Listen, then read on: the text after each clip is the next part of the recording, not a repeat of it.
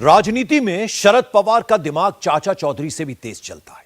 2 दिन में शरद पवार ने जो ढाई चाल चली उसमें भतीजे अजीत पवार चारों खाने चित्त हो गए। 2 मई को अजीत पवार ऐलान कर रहे थे कि चाचा अब राजनीति से रिटायर हो चुके हैं और फैसला नहीं बदलेंगे, लेकिन भतीजे को अंदाजा नहीं था कि चाचा इतनी जल्दी कलाबाजी दिखा देंगे। शरद पवार ने दूसरी बार भतीजे अजीत पवार को जमीन दिखा दी। मुंबई में जो सियासी सर्कस चल रहा था उसकी स्क्रिप्ट पहले से लिखी हुई थी। शरद पवार सिर्फ स्क्रीन प्ले कर रहे थे। शरद पवार ने अपने इस पावर गेम से एनसीपी में चल रहे सत्ता संघर्ष को क्या हमेशा के लिए शांत कर दिया है? क्या अब 2024 में एंटी मोदी ब्रिगेड में पवार का रोल और बड़ा होने वाला है, या फिर राजनीति के चाचा चौधरी और भी बड़ा खेल करने की तैयारी में है? तमाम सवालों के जवाब देखिए इस रिपोर्ट में।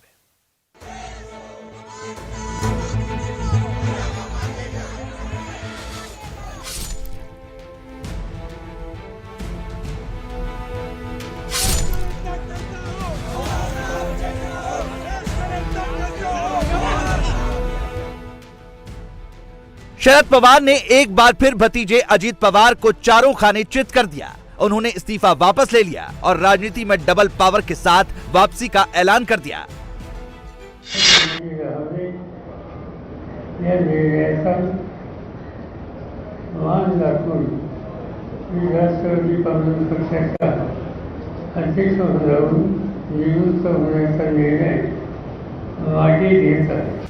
दो मई को अजीत पवार कह रहे थे कि अब चाचा अपना फैसला नहीं बदलेंगे, लेकिन 5 मई को उन्हें ऐसा झटका दिया कि अजीत पवार दिखाई तक नहीं दिए। जब ये सवाल शरद पवार से पूछा गया तो उन्होंने मुस्कुराकर कहा कि जरूरी नहीं है कि सब आए।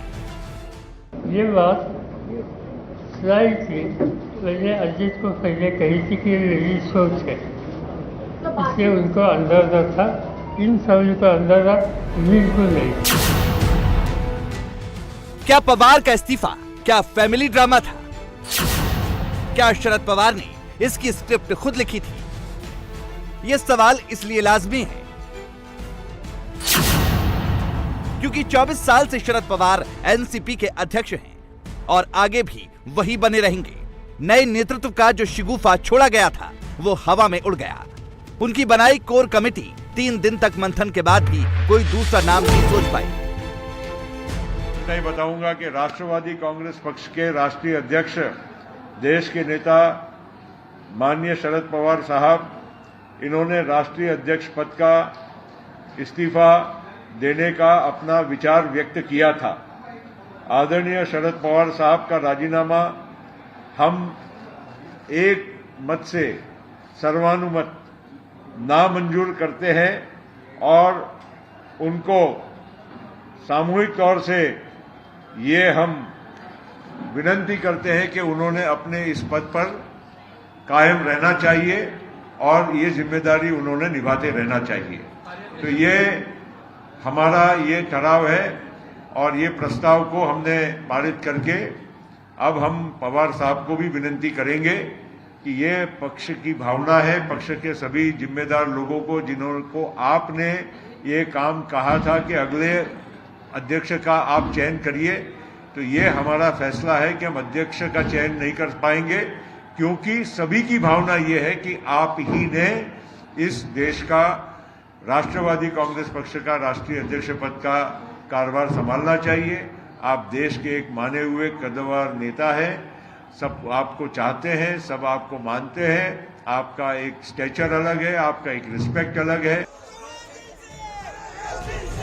शरद पवार को ही अध्यक्ष बने रहना था तो मुंबई में इतना इमोशनल अत्याचार क्यों हुआ? 2 मई दोपहर करीब 2 बजे अचानक शरद पवार ने कह दिया कि पार्टी का मुखिया नहीं रहूंगा। पवार ने इस्तीफे का कोई कारण नहीं बताया था। उनके इस्तीफे के बाद जयंत पाटिल ने रोना धोना शुरू कर दिया था।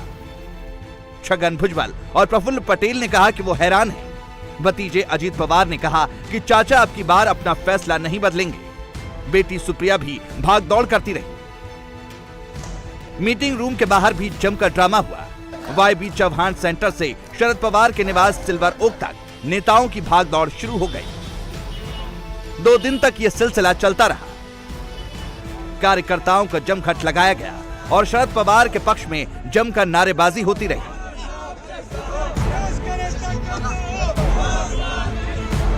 महाराष्ट्र में एजिटेशन हो रहे हैं, उनके निर्णय का पुनर्विचार करें और जल्द से जल्द ये निर्णय कायम अध्यक्ष पद पे रहने का निर्णय कायम करे। पवार साहब के सिवा कोई विकल्प हमारे पार्टी में नहीं है और उसकी कोई बातचीत चर्चा हुई नहीं।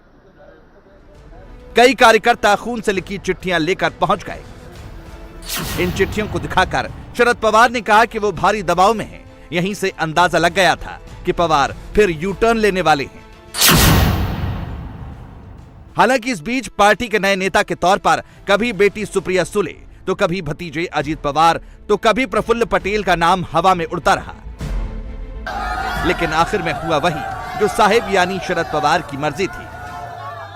महाराष्ट्र के हो या देश के जो राष्ट्रवादी कांग्रेस के नेता और कार्यकर्ता, ये सब लोग जो है कहते हैं कि पवार साहब ही अध्यक्ष रहने चाहिए। इसलिए कोशिश करने के बाद भी कोई पर्याय हमारे सामने नहीं है और इसलिए हम वही प्रस्ताव मंजूर करेंगे कि पवार साहब ही राष्ट्रवादी कांग्रेस पार्टी के अध्यक्ष पद पर बना रहे। लोग जो है पवार साहब के सिवा मानने के लिए तैयार नहीं है, हम भी नहीं तैयार हैं। हम तो पहले से बोल रहे हैं कि पवार साहब आप इस्तीफा मत दो। अभी तो सारा जो है देश भर के लोग यहाँ आते हैं, महाराष्ट्र के जो है देखो हमारे सारे कार्यकर्ता आए हैं। अभी क्या करें, पवार साहब को मानना पड़ेगा। कमेटी के जो मेंबर थे, जो पवार साहब ने तय किए थे, उन सभी ने ये किया है कि पार्टी के सभी कार्यकर्ताओं की, हमारी सबकी ये मंशा है कि साहब ने ही इस पद पे रहना चाहिए और ऐसा ठहराव वहाँ पे आज पारित हुआ। साहब मान लेंगे? देखिए, मानना पड़ेगा, मान लेंगे ऐसा मुझे लगता है। 2 दिन तक उद्धव ठाकरे के अखबार सामना में जो कुछ लिखा गया वो भी शरद पवार की स्क्रिप्ट का हिस्सा था। सामना में लिखा कि जो नेता शरद पवार के इस्तीफे पर आंसू बहा रहे हैं, उनका एक पैर एनसीपी और दूसरा बीजेपी में है। सामना में अजीत पवार को निशाना बनाते हुए लिखा गया कि एनसीपी का एक गुट कभी भी बीजेपी से हाथ मिला सकता है। उद्धव के अखबार ने यह भी लिखा कि अजीत पवार अपने सीएम बनने के सपने को पूरा करने के लिए शरद पवार से धोखा कर सकते हैं। जबकि सुप्रिया सुले की तारीफ करते हुए लिखा गया कि अगर उनके हाथ में पार्टी की कमान गई तो सुरक्षित हाथों में रहेगी। कोई असर नहीं होगा किसी पद पर। अभी राहुल गांधी कांग्रेस पार्टी के अध्यक्ष नहीं है, खड़गे जी है, क्या फर्क पड़ता है? निर्णय तो राहुल गांधी जी लेंगे ना। शरद पवार भी वैसे ही बड़े नेता। शरद पवार की बनाई 16 सदस्यों वाली कोर टीम नया नेतृत्व ढूंढने के बजाय नेशनल मीडिया में हेडलाइंस मैनेज करने में लगी रही। जब सब मैनेज हो गया तो पवार के वफादारों ने उनके इशारे पर एक नया टेप बजाना शुरू कर दिया। देश में आजादी की दूसरी लड़ाई का 2024 को एनसीपी के नेता देश की आजादी की दूसरी लड़ाई बताना शुरू कर चुके हैं। मकसद एक ही है, देश में संदेश जाए कि पवार के बिना टीम मोदी से लड़ाई लड़ना संभव नहीं है। पवार के बिना ये लड़ाई विपक्ष नहीं लड़ सकता है, लिहाजा पवार का डटे रहना जरूरी है। ये सब उसी स्क्रिप्ट का हिस्सा है जो शरद पवार ने खुद लिखी है। 3 साल उनके राज्यसभा के बाकी है, तो 3 साल अगर राज्यसभा के बाकी है तो 3 साल राज्यसभा के जब खत्म होंगे उसके बाद आप जाओ साहब। पर जब 2024 का रणसंग्राम सामने है, संघर्ष तय है, तब आप नहीं छोड़ के लड़ सकते। पूरा देश आपकी तरफ देख रहा है। महात्मा गांधी अगर स्वतंत्रता की लड़ाई ऐसे ही छोड़ के चले जाते तो क्या होता? आज देश आजादी की दूसरी लड़ाई लड़ रहा है, संविधान खतरे में है और संविधान से प्यार करने वाला इतना दूसरा बड़ा आदमी ही नहीं है। ओबीसी को रिजर्वेशन किसने दिया पहली बार देश में? शरद पवार जी ने दिया। महिलाओं को आरक्षण किसने दिया पहली बार? शरद पवार जी ने दिया। उनकी जो सियासती सोच है वो इस देश की सोच है और ये देश की सोच कहीं ना कहीं बदलने की सियासत बहुत जोर से चालू है। उस सोच को बनाए रखने के लिए, उस सोच को मजबूत करने के लिए शरद पवार जी का आज के दिन में सियासत में रहना बहुत जरूरतमंद है और एक पोजीशन पे रहना बहुत जरूरतमंद है। वो ऐसे नहीं जाता। शरद पवार जैसा चाहते थे उनके ड्रामे का वैसा असर भी हुआ। मुंबई से 1440 किलोमीटर दूर दिल्ली में घंटियां बजने लगी। राहुल गांधी ने सुप्रिया सुले को फोन किया, तमिलनाडु के मुख्यमंत्री स्टालिन ने फोन लगाया, केरल के मुख्यमंत्री विजयन ने फोन किया। सबने एक सुर में एक ही बात कही, सियासत से रिटायरमेंट लेने का ये सही वक्त नहीं है। 2024 में विपक्ष को बीजेपी से बड़ी लड़ाई लड़नी है और मोदी को सत्ता से बाहर करने में पवार का मेन स्ट्रीम पॉलिटिक्स में रहना जरूरी है। महाराष्ट्र देश की राजनीति की धारा बदलने वाला राज्य रहा है। यूपी के बाद सबसे ज्यादा 48 सीटें महाराष्ट्र में हैं। 2024 में महाराष्ट्र का विधानसभा चुनाव भी है। उसके बाद बीएमसी चुनाव में 2-2 हाथ करने हैं। शिवसेना को खंड खंड कर बीजेपी महाराष्ट्र में खुद को काफी ज्यादा मजबूत कर चुकी है। अगर पवार की पार्टी कमजोर होती है तो फिर टीम मोदी को एक तरह से 2024 में महाराष्ट्र से वॉकओवर मिल जाएगा।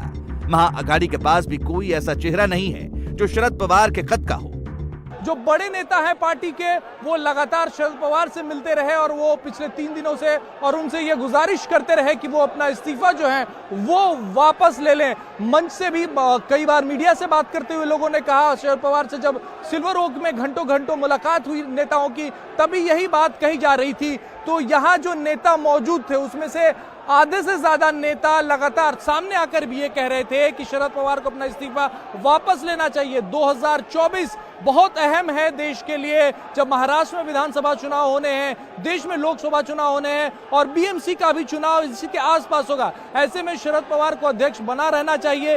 ये कमेटी के ज्यादातर मेंबर्स के विचार थे और वही फैसले में भी निकलकर सामने आ रहा है। इससे यह भी बड़ा साफ होता है कि शरद पवार पे बहुत कुछ टिका है एनसीपी का, और ये बात कार्यकर्ता भी जानते हैं, नेता भी जानते हैं कि सबसे बड़े चेहरे सिर्फ महाराष्ट्र में नहीं, पार्टी के देश में भी बड़े चेहरे हैं जिनके दूसरे पार्टियों में काफी अच्छा रिलेशन है। और यही वजह है कि कार्यकर्ता चाहते हैं कि उन्हीं के नेतृत्व में चुनाव लड़े जाएं। इसके अलावा शरद पवार 2024 से पहले उन विपक्षी नेताओं को एकजुट कर सकते हैं जो राहुल गांधी के नेतृत्व को स्वीकार करने को तैयार नहीं है। इनमें ममता बनर्जी, अरविंद केजरीवाल और दक्षिण में केसीआर प्रमुख है। लेकिन इससे विपक्षी खेमे में पीएम उम्मीदवारी की नई रेस भी शुरू हो गई है। शरद पवार 5वें ऐसे नेता हैं जो खुद को पीएम पद की रेस में मान रहे हैं, जबकि पहले से कांग्रेस राहुल गांधी को पीएम पद के लिए प्रोजेक्ट कर चुकी है। नीतीश कुमार की अलग दावेदारी है, ममता और केजरीवाल के अपने अपने दावे हैं। केसीआर थर्ड फ्रंट बनाकर खुद को पीएम पद की रेस में बता और जता रहे हैं। शरद पवार का पंच कितना सही लगा है, ये उन नेताओं के बयानों से समझा जा सकता है। लेकिन शरद पवार के लिए ये 2024 की जंग आसान नहीं है। इंडिया टीवी हर वक्त हर जगह डाउनलोड करने के लिए सर्च करें India TV news Google play store या ऐप स्टोर पर।